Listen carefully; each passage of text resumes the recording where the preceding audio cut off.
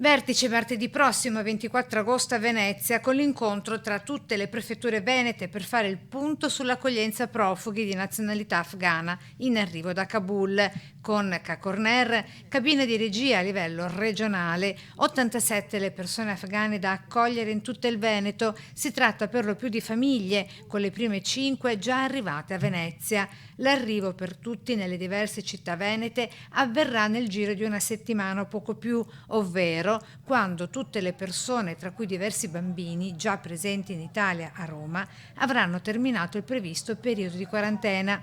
Seguirà giovedì 26 in Piazza Martiri a Milano dalle 18:30 il flash mob delle donne in nero, solidali con le donne afghane insieme al Centro Pace e lo CGIL.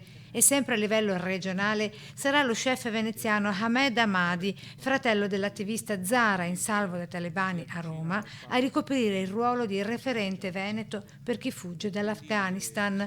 Pare che ora ci sia il rischio di attacchi contro gli aerei in partenza. Lì, nei villaggi, succede di tutto. Scrive sempre nei post dalla sua pagina Facebook, dove pubblica anche un video le cui immagini risultano però davvero troppo crude. Optiamo per quest'ultimo video, dove i talebani, armati anche di Kalashnikov, si accaniscono contro la bandiera nazionale dell'Afghanistan.